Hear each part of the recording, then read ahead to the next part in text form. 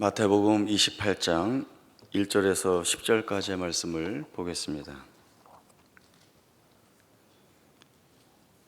마태복음 28장 1절에서 10절까지의 말씀 보겠습니다. 안식일이 다 지나고 안식 후 첫날이 되려는 새벽에 막달라 마리아와 다른 마리아가 무덤을 보려고 갔더니 큰 지진이 나며 주의 천사가 하늘로부터 내려와 돌을 굴려내고 그 위에 앉았는데 그 형상이 번개 같고 그 옷은 눈같이 희건을 지키던 자들이 그를 무서워하여 떨며 죽은 사람과 같이 되었더라. 천사가 여자들에게 말하여 이르되 너희는 무서워 말라. 십자가에 못 박히신 예수를 너희가 찾는 줄을 내가 아노라. 그가 여기 계시지 않고 그가 말씀하시던 대로 살아나셨느니라. 와서 그가 누우셨던 곳을 보라. 또 빨리 가서 그의 제자들에게 이르되 그가 죽은 자 가운데서 살아나셨고 너희보다 먼저 갈릴리로 가시나니 거기서 너희가 배우리라 하라. 보라, 내가 너희에게 일렀느니라 하거늘. 그 여자들이 무서움과 큰 기쁨으로 빨리 무덤을 떠나 제자들에게 알리려고 다름질할세 예수께서 그들을 만나 이르시되 평안하냐 하시거늘 여자들이 나아가 그 발을 붙잡고 경배하니 이에 예수께서 이르시되 무서워하지 말라. 가서 내 형제들에게 갈릴리로 가라 하라. 거기서 나를 보리라 하시니라. 아멘. 꼴찌에서 1등까지라는 책이 있습니다. 제목만 봐도 대충 어떤 이야기인지 짐작하실 수 있습니다. 이 책은 백승훈이라고 하는 고등학생이 자기 이야기를 쓴 책입니다. 이 학생은 어렸을 때부터 축구를 쭉 해오게 되었습니다. 자기 꿈이기도 하고 너무나 좋아했죠. 그러던 중에 부상을 입어서 그렇게 좋아하던 축구를 그만두어야 하는 상황이 되었습니다. 이제 축구를 못하게 되었으니까 중3 때부터 공부를 시작하게 되었습니다. 그동안 쭉 공부를 안 해왔기 때문에 처음부터 새로 해야 하는 공부였고 그래서 많이 힘들어했습니다. 성적은 두말할 것도 없이 전교에서 꼴찌를 맴돌았습니다. 그렇게 1년을 공부해서 마침내 이 학생이 전교 1등에까지 오르게 되었습니다. 이 학생은 책에서 보통 누구와도 같은 평범한 자신이 어떻게 1등이 되었는가를 이야기하면서 누구라도 열심히 공부하면 꼴찌에서 1등이 될 수 있다라고 하는 메시지를 전했습니다. 저희 집 큰애가 어릴 때 엄마가 이 책을 아이에게 읽도록 권했습니다. 엄마 마음에는 이 책을 읽고 자신감을 얻기를 원했습니다. 누구라도 목표를 세워서 열심히 하면 잘할 수 있다. 이런 걸 좀 가르쳐주고 싶어 했습니다. 책을 다 읽은 큰애가 한 말이 꼴찌하다가도 열심히 공부하면 언제든지 1등 할 수 있으니까 지금은 놀게요 하고 나가서 놀아버렸습니다. 엄마는 꼴찌라도 열심히 하면 1등이 될 수 있다라고 하는 좋은 의도를 이 아이에게 좀 가르쳐주고 싶었는데 아이가 볼 때에는 이런 일들이 일어나기 어려운 일 또는 거의 일어날 수 없는 일이라고 생각해서 처음부터 아예 할 생각을 안 했던 것 같습니다. 그렇습니다. 보통 우리가 꼴찌가 전교 1등이 된다라고 하는 것은 사실 실현 가능성이 희박한 이야기입니다. 물론 이 학생처럼 예외적인 사례도 있지만 거의 불가능하지 않을까라고 생각하는 것이 일반적인 경우입니다. 이런 결과를 이루어내기도 대단히 어렵고 그런 일 거의 없어라고 하는 것이 우리가 보통 하는 생각들입니다. 그러면 사람들은 전교 꼴찌가 전교 1등이 되었다라고 하는 사실을 믿게 된다면 언제 믿게 되겠는가라고 생각해 보면 그 일이 실제로 일어난 것을 보았을 때에야 그때 그 일을 믿을 수가 있을 것입니다. 야, 너가 정말 그렇게 열심히 공부하더니 정말 1등이 되었구나. 나는 안 될 줄 알았는데 정말 너는 해냈구나 라고 하는 이런 상황이 있어야 하는 것이죠. 마찬가지로 예수님께서 사흘 만에 내가 다시 살아날 것이라, 또 내가 살아난 후에 너희보다 먼저 갈릴리로 가리라 라고 하는 말씀을 주셨습니다.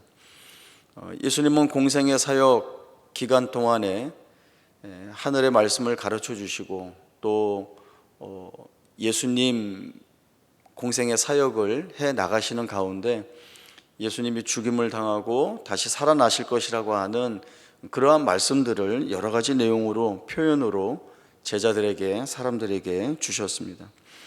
그러나 예수님의 이 말씀을 듣고 그리고 그 들은 말씀을 믿어서 예수님의 부활을 기다린 제자는 아무도 없었습니다. 부활이라고 하는 것은 죽음보다 앞설 수가 없습니다. 죽음이 있어야 부활이 있는 것이고, 그리고 죽음이 있어야 이 부활이라고 하는 것을 기대할 수가 있는 것입니다. 제자들이 예수님이 주신 부활의 말씀을 믿었다고 한다면 비록 예수님이 십자가에서 죽으셨지만 이제 그 죽음 이후에 다시 살아나실 부활을 기대하고 예수님을 기다려야 하는 것이 마땅했습니다. 그러나 예수님의 부활을 기다린 제자는 아무도 없었습니다. 모든 제자들이 무섭고 두려워하여 다 뿔뿔이 흩어졌고 자기 고향으로 돌아가서 어부가 된 제자들이 있었습니다. 예수님이 주신 부활에 대한 말씀보다는 예수님이 십자가에서 죽으셨다라고 하는 자기들 눈에 비친 그 사실이 제자들에게는 더 짙은 여운으로 다가왔습니다. 그래서 제자들이 기억하는 예수님의 마지막 모습이라고 하는 것은 십자가에서 죽으신 그 죽음의 모습이 끝이었습니다. 마태는 마태복음을 기록하면서 그 안에서 예수님의 생애에 관한 자세한 내용들을 쭉 기록을 해오고 있습니다.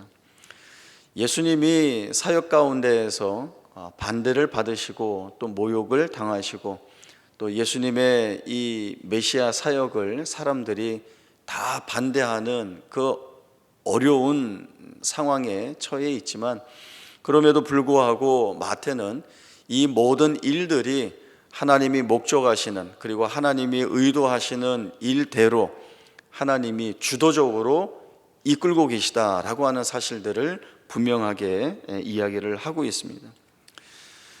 그래서 여러 내용들을 보면 이 극적인 내용들이 마태에 의해서 기록이 되고 있습니다. 예수님의 십자가 사건을 기록하면서 마태가 끌어다 쓰고 있는 단어들, 표현들을 보면 사실은 하나같이 고통스러워 보입니다.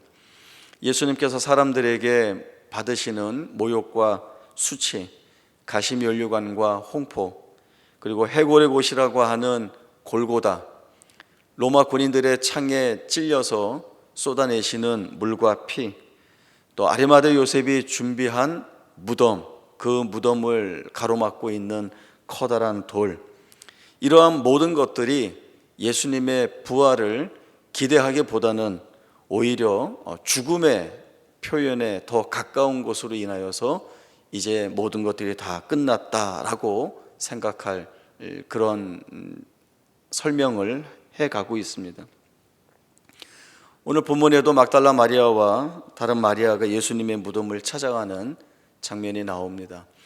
이 여인들은 예수님이 다시 살아나셨을 것이라고 하는 기대를 가지고 간 것이 아닙니다. 이 여인들은 예수님의 무덤을 찾아가면서 어떻게든 예수님의 시신을 한번 살펴보고 싶은데 그 무덤에 가로막혀 있는 큰 바위를 어떻게 굴려야 하는가라고 하는 고민을 안고 갔습니다.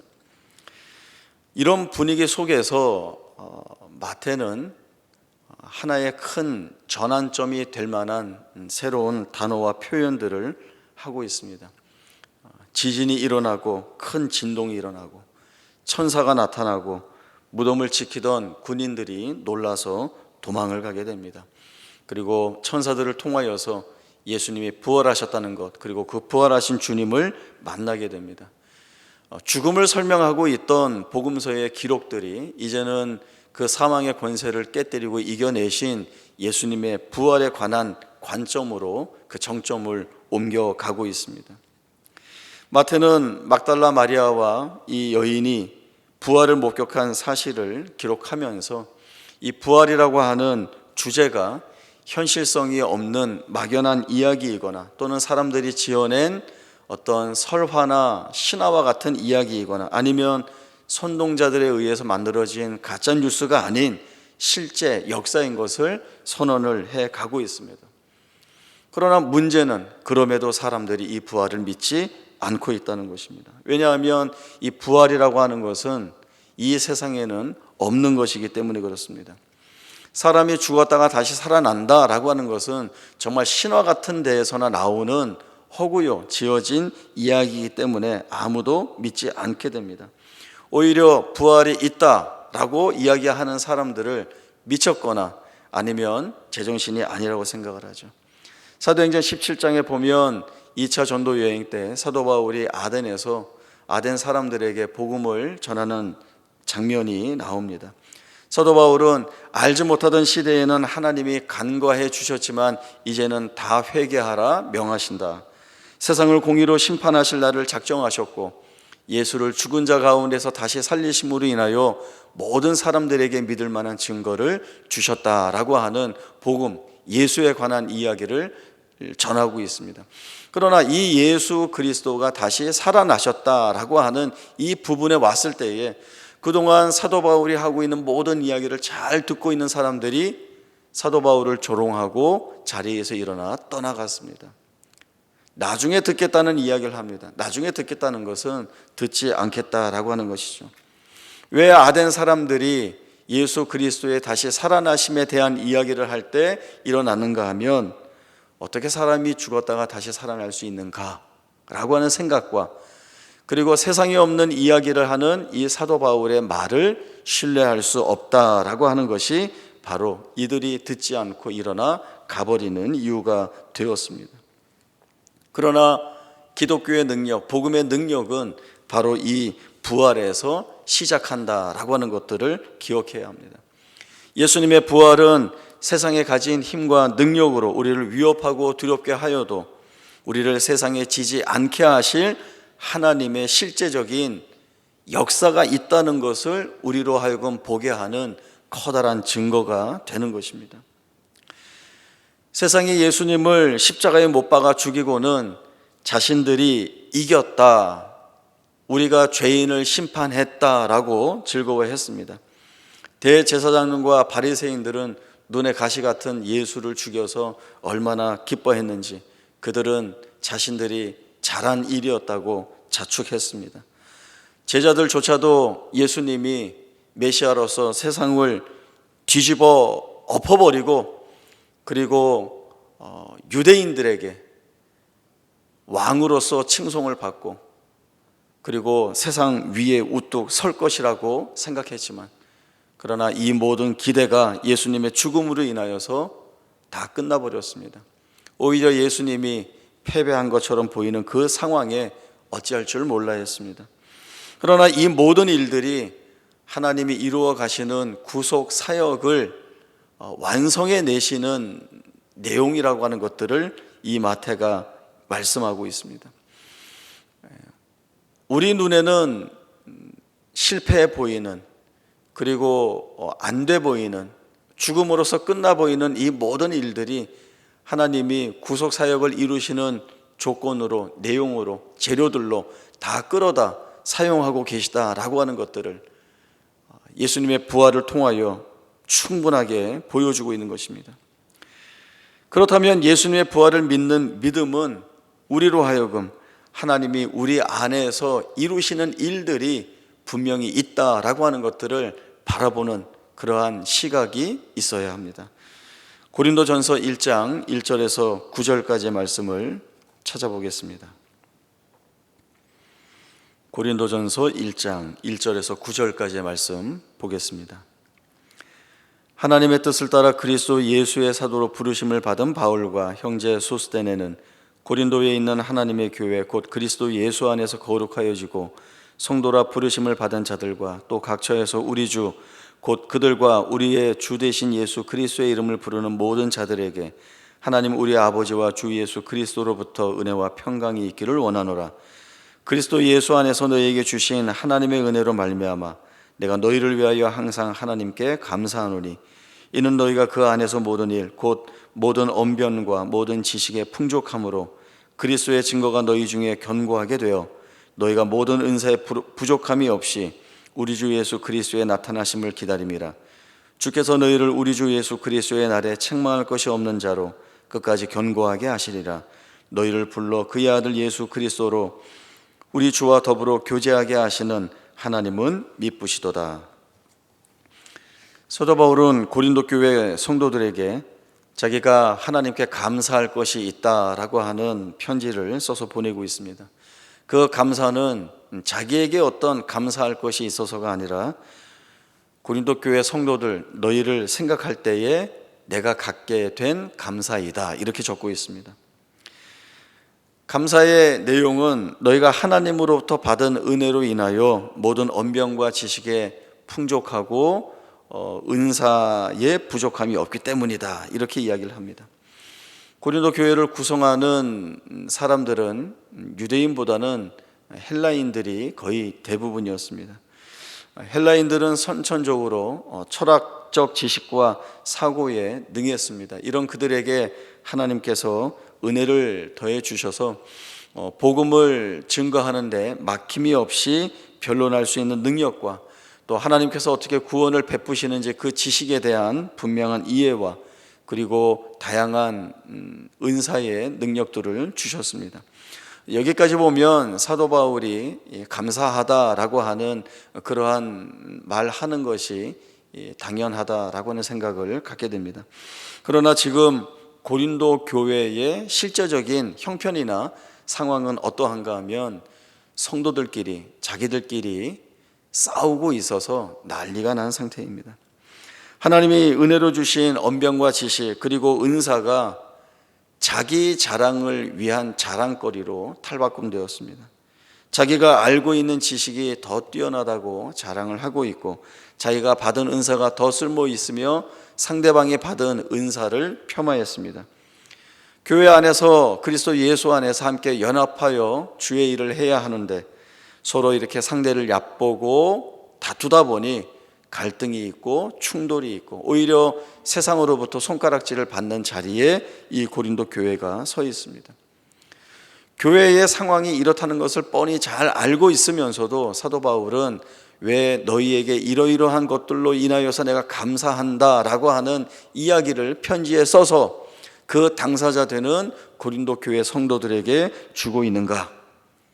그것은 8절에서 말씀하고 있듯이 주께서 너희를 우리 주 예수 그리스도의 날에 책망할 것이 없는 자로 끝까지 견고하게 세우실 것이다 라고 하는 것을 이 사도 바울이 바라보고 있기 때문에 그렇습니다.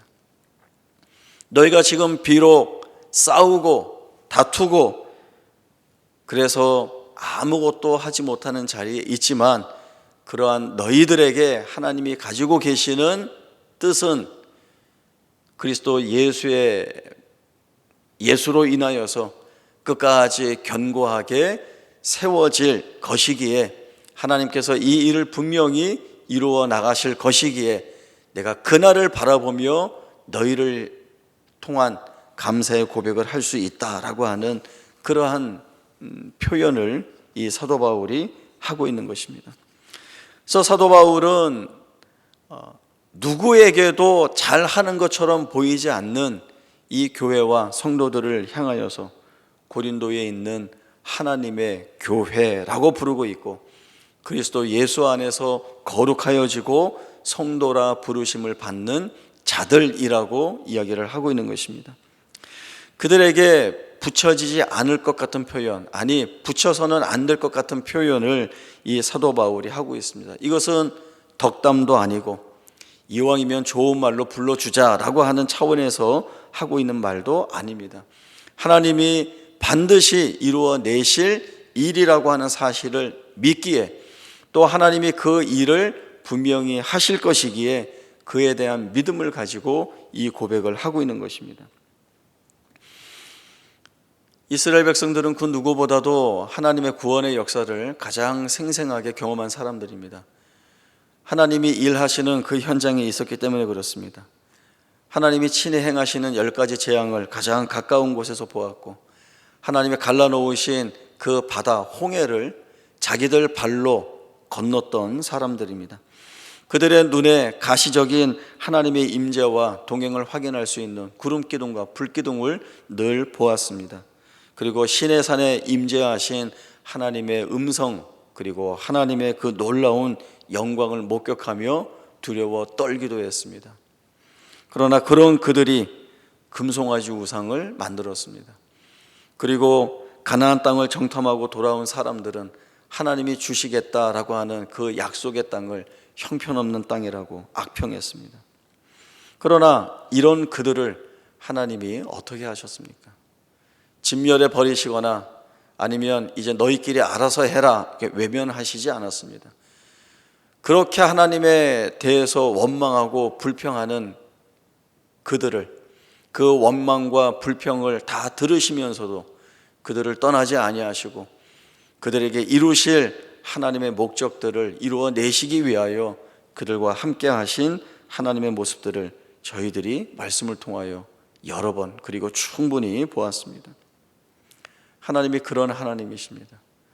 하나님은 어떠한 상황 속에서도, 정황 속에서도 자기 백성이 하나님의 백성으로서의 정체성과 그 지위와 신분을 놓치지 않도록 하시는 하나님이십니다. 베드로전서 2장 1절에서 10절까지의 말씀을 보겠습니다. 베드로전서 2장 1절에서 10절까지의 말씀 봅니다. 그러므로 모든 악독과 모든 기만과 외식과 시기와 모든 비방하는 말을 버리고 갓난한 아기들 같이 순전하고 신령한 젖을 사모하라. 이는 그로 말미암아 너희로 구원에 이르도록 자라게 하려 함이라. 너희가 주의 인자하심을 맛보았으면 그리하라. 사람에게는 버림바가 되었으나 하나님께는 택하심을 입은 보배로운 산돌이신 예수께 나아가 너희도 산돌같이 신령한 집으로 세워지고 예수 그리스도로 말미암아 하나님이 기쁘게 받으실 신령한 제사를 드릴 거룩한 제사장이 될지니라.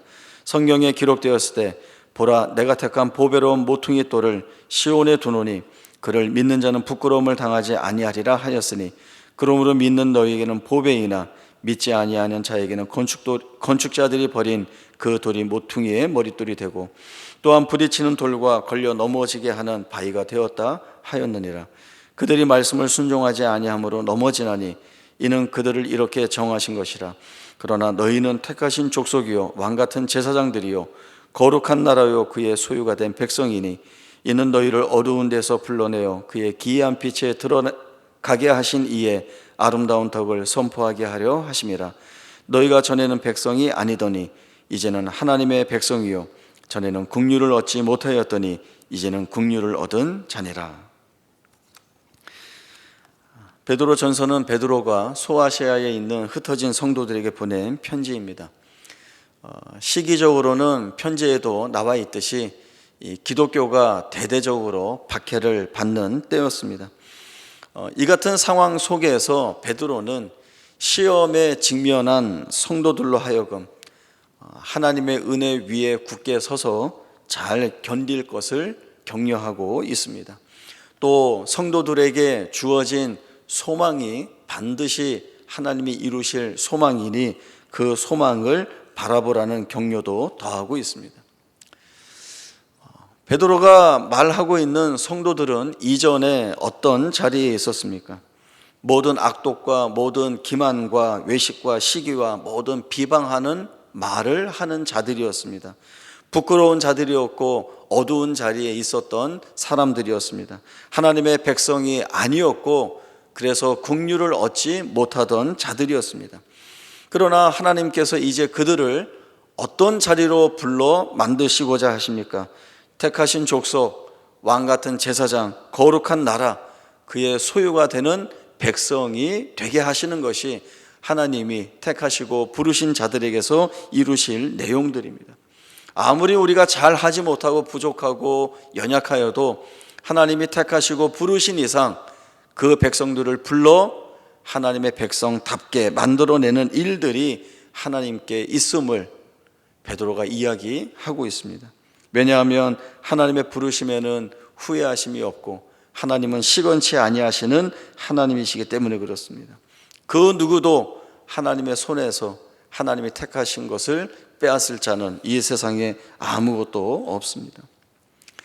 이러한 사실들이 우리가 붙들고 믿게 되는 믿음이라고 한다면 또 예수님의 부활이 우리에게 전하고자 하는 말씀이 무엇인지 알아야 하는 것이 우리에게 있습니다. 우리의 살아가는 현실은 늘 고통스럽습니다. 수없이 많은 힘들고 어려운 문제 앞에서 우리는 이 문제들을 어떻게 풀어가야 되는가 매일매일, 아니 숨 쉬면서 이 문제들을 고민합니다. 부모들에게 제일 머리에 걸리는 문제가 뭘까요? 아마 자식들 문제가 아닐지 모르겠습니다. 자녀들이 말을 잘 안 듣죠. 저도 자녀일 때 그랬습니다. 부모가 되어서 자녀들에게 살아가면서 필요한 조언이나 또 지금 무엇을 해야 되는지에 대한 그러한 이야기를 하지만 자녀들이 머리가 컸다고 잘 듣지 않습니다. 그러면 그 자녀의 삶을 생각하고 그 자녀의 인생을 생각하면 염려할 부분들이 많이 있고 또 그 염려들은 불안으로 이어지기도 합니다. 그러나 하나님이 이러한 부모와 자녀들의 문제를 통하여서 가르쳐 주시고 또 깨닫게 해주시는 일들이 있습니다. 오히려 이 자녀들의 문제들이 내 손에 있는 것이 아니라 하나님께 있음을 그 부모로 하여금 알게 하시고 깨닫게 하시는 그러한 과정과 그러한 자리로 삼고 계시는 것입니다. 내가 이렇게 하면 자녀를 바꾸어낼 수 있어. 내가 이러이러한 일을 하면 자녀의 인생을 더 성공적으로 만들 수 있어 라고 하는 것들을 다 깨는 자리로 하나님이 불러내십니다. 그리고 그 자리에서 단번에 항복하겠습니까? 하나님과 이런저런 내용으로 많이 부딪혀 싸우겠죠. 그러나 하나님이 결국 끌고 가시는 자리가 어디인가 하면 내 자녀 내가 책임진다. 이 사실을 이제 부모된 입장에서 하나님에 맡기고 믿음을 가지고 기도하는 자리까지 나아가게 하시는 것입니다. 그 부모의 기도가 바뀌게 되는 것이죠. 이렇게 해서 잘 되게 해주세요, 저렇게 해서 성공하게 해주세요가 아니라 아주 순전하게 바뀝니다. 나를 만나 주셔서 변화시켜 주신 그 하나님께서 우리의 자녀들을 만나 주시고 바꾸어 주셔서 하나님으로 인하여 사는 생애가 되게 해 주십시오라고 하는 기도를 하게 됩니다.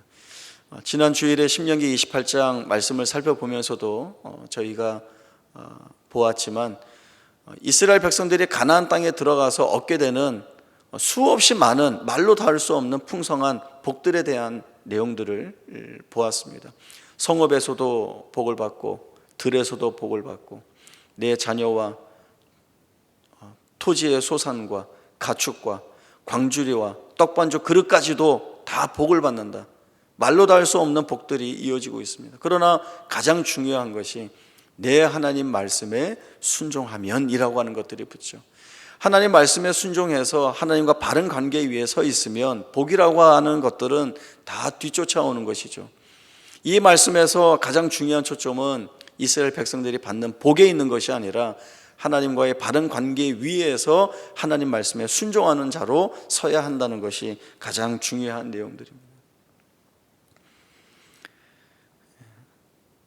건강의 문제도 그렇습니다. 우리의 육신이 연약해서 많이 아프고 힘들 때에 가장 기도하게 되는 것은 쾌유이고 회복입니다. 물론 우리가 그러한 일들을 위해서 함께 기도합니다. 그러나 사도 바울의 말씀을 저희가 뒤돌아보아야 할 이유도 분명합니다. 사도 바울이 육체의 가시가 있어서 3번이나 주께 간구합니다. 없애주시기를. 그러나 하나님이 주신 말씀은 내 은혜가 내게 족하다라고 하는 것입니다. 그리고 내가 약할 때에 곧 강함이다라고 하는 이 말씀을 들을 때에 사도 바울은 자기가 일을 하는 것이 아니라, 자기가 힘을 가져야 되는 것이 아니라 하나님이 자기를 붙들어 일하신다라고 하는 사실들을 분명히 알게 되었고, 내가 약하면 약할수록 내게서 드러나는 주의 능력이 더욱더 견고하고 강력하기에 내가 약할 때 곧 강함이라 라고 하는 그러한 믿음 있는 고백을 하게 됩니다. 예수님의 부활을 통하여서 우리는 하나님이 어떻게 일하시는지 분명하게 보게 됩니다. 사실 우리는 지금까지 죽으면 끝이다 라고 하는 생각 속에 사로잡혀 있었지만, 거기에서 새로 시작되는 위대한 하나님의 능력이 있다라고 하는 것을 보게 됩니다. 죽음에서 생명이 드러난다라고 하는 것, 바로 이것이 하나님이 우리에게서 밝히 드러내 보여주실 소망 있는 증거입니다. 우리가 부활을 믿게 되었습니다. 부활이라고 하는 것은 우리가 이해하고 어떤 설명을 잘 들어서 믿을 수 있는 것이 아닙니다. 어느 날 보니 나도 모르게 부활이라고 하는 사실을 믿게 되었습니다. 이것은 하나님이 이 부활을 믿게 하셨다라고 하는 증거가 됩니다. 그렇지 않고는 아덴 사람들처럼 사람이 죽었다 살아나는 이 부활을 믿을 수 없습니다. 우리가 이 부활을 믿는다는 것은 우리가 어떠한 형편과 어떠한 처지에 있든지 간에, 우리가 묶여있는 조건과 한계가 무엇이든지 간에 하나님이 이 안에서, 우리 안에서 이루실 하나님의 역사, 그리고 그 하나님이 이루시는 역사는 나를 하나님 앞에 세우고 하나님의 사람으로 하나님께 모든 것들을 다 맡기고 살겠다라고 하는 그러한 믿음 있는 고백을 가질 수 있는 자로 바꾸어 내신다라고 하는 것이 전제되어 있는 것입니다. 우리의 실패와 우리의 낙심하고 좌절할 것들이 우리를 무너뜨리지 못하게 하시는 하나님이 계시다라고 하는 것이 이 부활로 증명되고 있습니다. 사도 바울이 고린도 교회 성도들을 향해 확신에 찬 그 선언했던 것이 오늘 우리의 고백이기도 해야 합니다. 주께서 너희를 우리 주 예수 그리스도의 날에 책망할 것이 없는 자로 끝까지 견고하게 하실 것이다. 그 하나님께서 나도 그리스도 예수 안에서 붙들어 주시고 그 마지막 날에 책망할 것이 없는 자로 견고하게 세우실 것이라고 하는 그 하나님의 능력의 손길, 은혜의 손길이 오늘 내 삶을 붙들고 끌고 나가고 계신다라고 하는 이 사실이, 이제는 우리가 내 삶 속에서 맞닥뜨리고 있는 모든 일 가운데 무엇을 고백하고 무엇을 붙들고 그래서 어떻게 살아야 하는지가 분명하다는 것들을 보게 됩니다. 우리는 고난 가운데 있지만, 시련 가운데 있지만, 환난 가운데 있지만 그 자리가 우리에게는 소망의 자리라고 하는 것들을 기억하시기 바랍니다. 그리고 그 소망이 우리를 바꾸어내고, 그리고 그 자리에서 감사의 찬송과 하나님께 영광을 돌릴 수 있는 믿음 있는 기도하는 자가 될 수 있다는 이 사실을 다시 한번 붙들고, 기도와 찬송이 우리의 입술에서 끊이지 않는 복된 생애일 수 있기를 바랍니다. 기도하겠습니다. 하나님 아버지, 은혜를 감사합니다. 우리의 살아가는 현실들을 둘러볼 때에 너무나 힘들고 어렵고, 그래서 마음 아프고 눈물을 흘리며 울 수밖에 없고, 그리고 낙심과 절망이 우리의 삶을 가득 채웁니다. 그러나 예수의 부활이 우리에게 말씀하는 것은 너희가 있는 자리, 너희가 보는 것 같이 무너진 자리이고 망한 자리인 것 같지만 거기에 소망이 있음을, 거기에 생명이 있음을 부활을 통해 보게 하셨습니다. 우리는 무너지지 않을 자들입니다. 우리는 책망받지 않을 자들입니다. 우리는 절망 가운데 헤매이는 자들이 아닙니다. 부활을 통하여서 소망 가운데 있고 하나님의 능력 안에 있음으로 인하여서 복된 생애를 살아갈 것을 약속받은 자들입니다. 그러니 우리의 현실을 돌아보면서 한숨과 비탄과 눈물을 흘리는 가운데 있다 할지라도 거기에서 우리의 마음을 열고 우리의 눈을 들어 주만을 온전히 바라보는 자 되게 하여 주옵소서.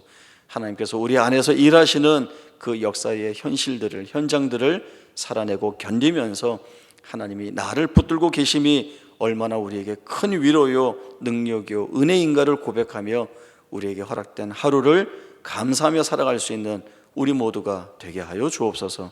거룩하신 예수님의 이름으로 기도하옵나이다. 아멘.